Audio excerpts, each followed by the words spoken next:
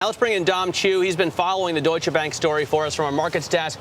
And Dom, this is really no small amount of money. First of all, we're talking about a big deal, 9 billion euros. 9 billion euros, $11.5 billion. That's why we got a lot of team coverage here on the markets desk, kind of looking at what's going on here. But here's the detail of it. I mean, basically 9 billion euros. This is what people familiar with the matter are saying right now. And again, I mean, Deutsche Bank right now has about a market cap of 31.1 billion. So you're talking about a share sale of possibly just less than a third of their market value currently right now. Two items being tossed around right now, Matt, and those items basically, like Zara was saying, basically the capital raise as well as the situation in terms of possibly making acquisitions. Again, earlier in June, basically the chief risk officer at Deutsche Bank coming out and basically saying that they would only raise capital if they were going to make acquisitions. So this kind of begs the question, is this for acquisitions, or is this going to be for more that Basel-related thing that Zara was talking about, this idea that global capital requirements for banks are going to have to go up?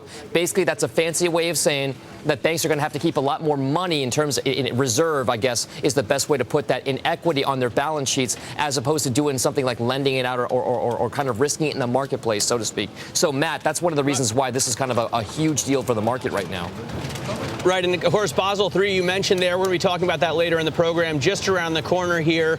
Is that one of the reasons that they're doing this, that they're trying to raise capital right now? I mean, why in this market? Yeah, and that's the timing aspect of it. One aspect, like you said, Basel, because, you know, going forward, we might see tighter regulations in terms of what banks can and cannot do with their capital, needing more of it in their vaults, in their balance sheet, in equities, so to speak. Also, an interesting take on this as well. They own about 30% of a smaller German, bank called Deutsche Post Bank, all right? Those guys own 30%. They could up their stake. Deutsche Post Bank is worth about 5.6 billion euros right now, okay?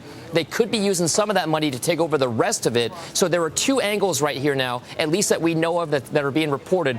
One, a possible capital raise to bolster their balance sheets, make it so that they can actually have more capital to weather another financial storm if that happens. Number two, possibly for acquisitions. Again, they already own a number of smaller banks. They've bought a lot of smaller banks. Again, they have a Deutsche Post Bank stake, a 30% stake there. They might up that, Matt. That's the reason why.